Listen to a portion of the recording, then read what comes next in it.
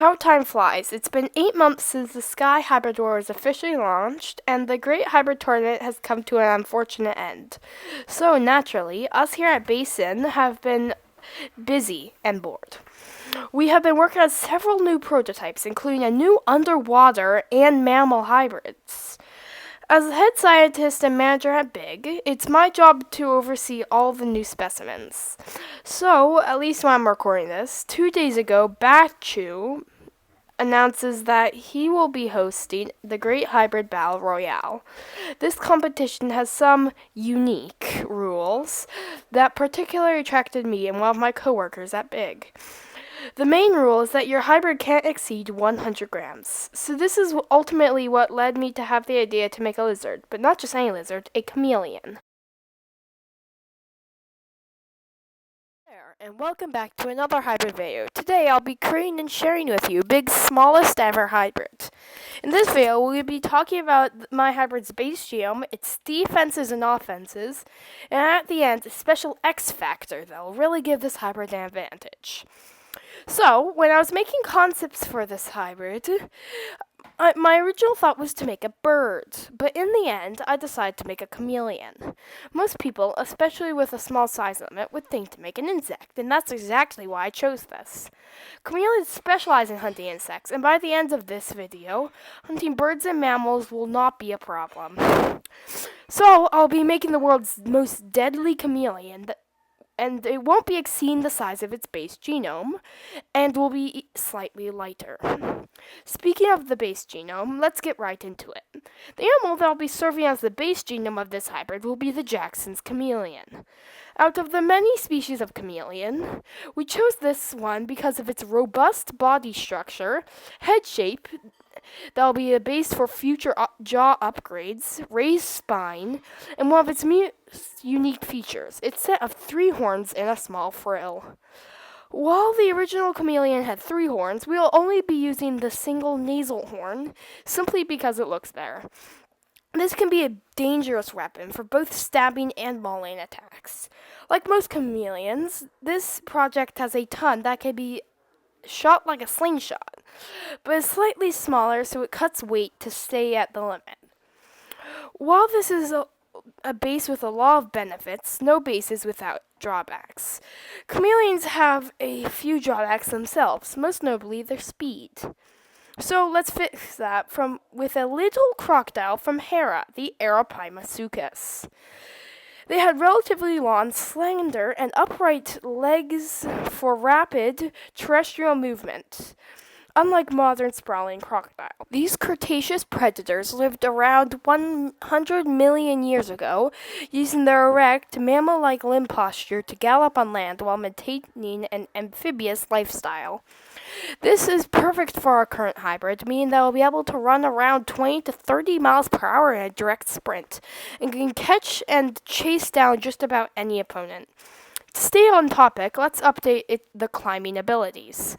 Chameleons are already pretty good in the trees, but their specialized feet would limit my hybrid's running abilities, so I've found the perfect solution for this.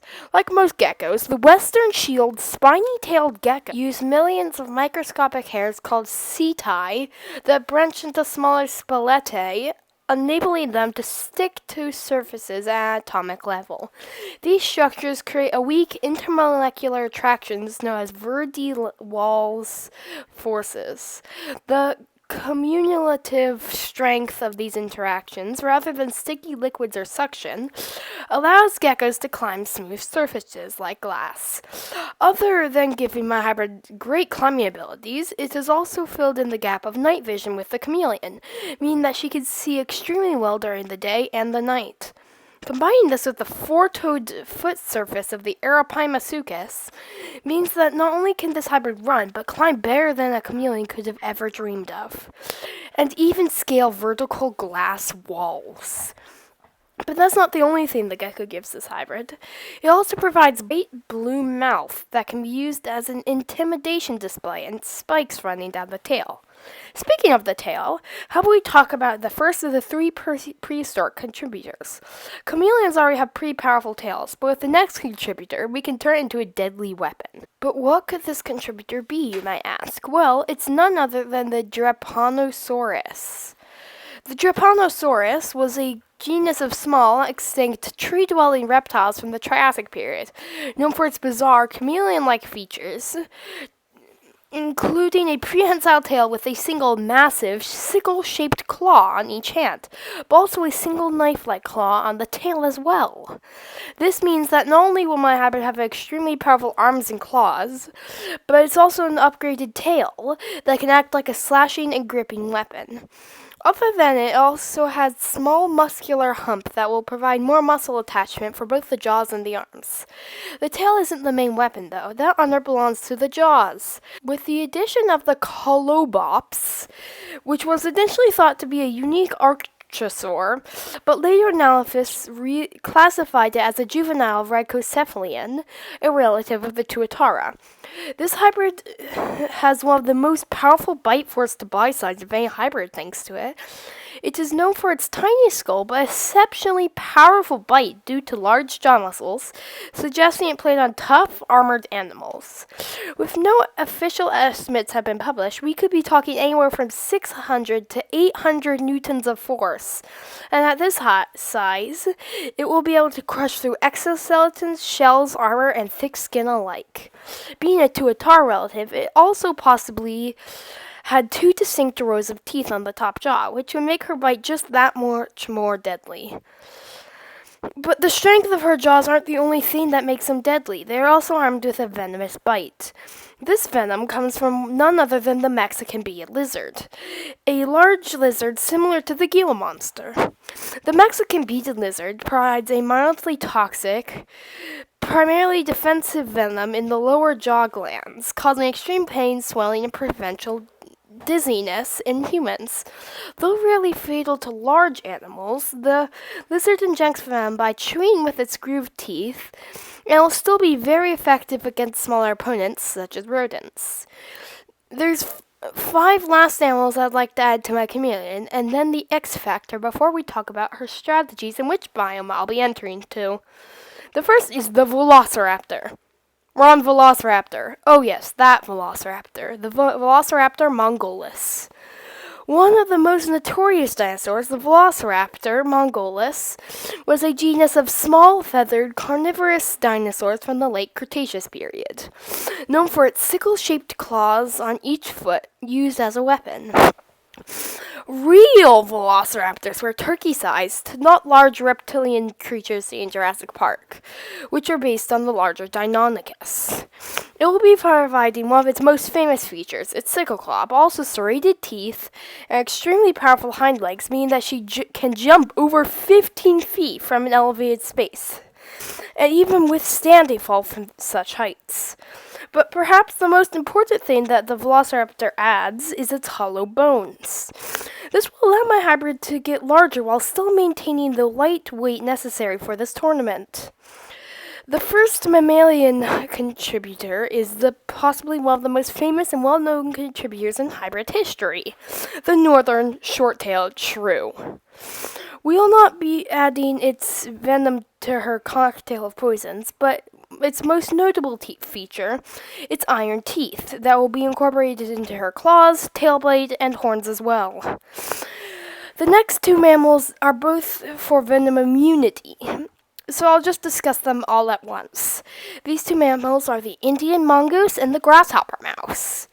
The Indian mongoose provides more of a general immunity that will make her immune to snakes and neurotoxins. And the grasshopper mouse makes her immune to insect vems and even turns them into painkillers. This will give my creation the edge against venomous snakes and toxic insect hybrids. Now it's time for the very last contribution in my killer chameleon, the African dwarf crocodile. Another creature from the Indominus Rex 2.0. The African dwarf crocodile is one of the most heavily armored crocodilians, featuring thick, bony plates called osteoderms on its back, sides, tail, and belly. These hard, tile-like scales protect them from predators. The neck also features 4 large shield-like tile scales to protect them from predators. The genus name is Osteolamus, which means bony throat, a direct reference to the bony plates embedded in the skin and neck area. This provides full body armor that isn't too heavy.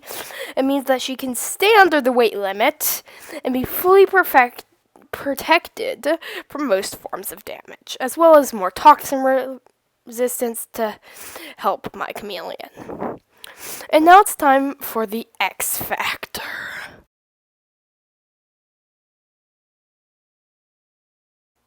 Chameleons are known for many things, but possibly the thing they're most famous for is their ability to change colors. They can change color to blend perfectly in their environment, but what if I told you that these shifts in color are triggered by mood and environmental factors like temperature, not their brains? This is very unhelpful for my hybrid, especially in the heat of battle. But luckily enough, I have the perfect solution, the common octopus. Octopuses can change color and texture instantaneously, sometimes in less than 0.3 seconds, using specialized skin cells called chromatophores, pigment sacs, indrophores, reflectors, and luciferophores, white scatterers. They use this ability, known as macrocorsis, primarily to camouflage from predators, express emotions like fear or anger, and communicate. This means that my hybrid can quickly swoop in and deliver a powerful blow, then disappear, confusing them, and then attacking when they least expect it. Octopuses are also highly intelligent marine mollusks, considered one of the most intelligent vertebrates, known for their problem-solving abilities, tool use, and complex nervous systems.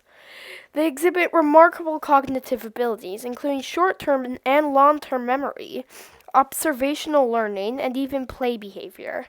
This hybrid can now also strategize and outsmart its opponents, which will greatly benefit the success of my killer chameleon.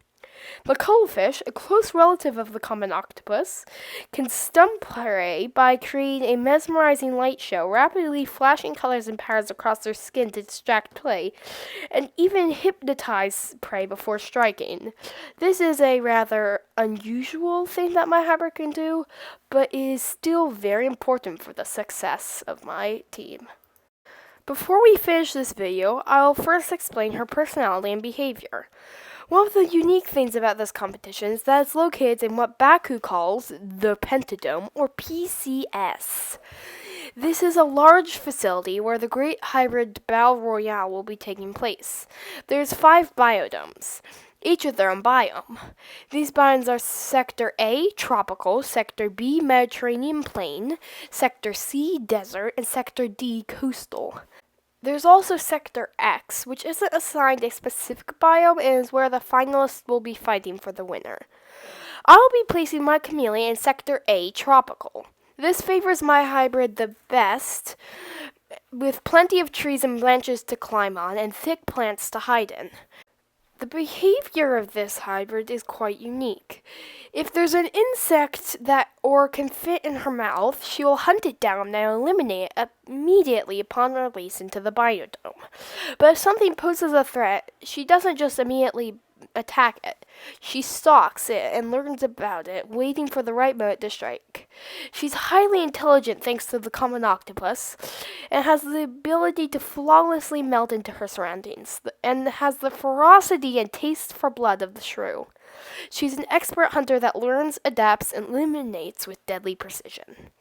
We are proud to present Interfectorium chameleonsis, the killer chameleon, or as we call her, Ithaca.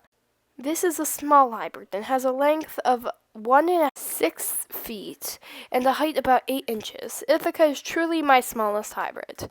I've done several different things to make sure this hybrid is below the weight limit, and in fact it weighs exactly 100 grams, which might mean that this chameleon has a size advantage as well. I have truly made a killer chameleon. Let the great hybrid battle royale begin. Thank you so much for watching my video from beginning to end. If you have any thoughts or comments about my hybrid, please leave them in the comments below. Thank you for watching. Goodbye.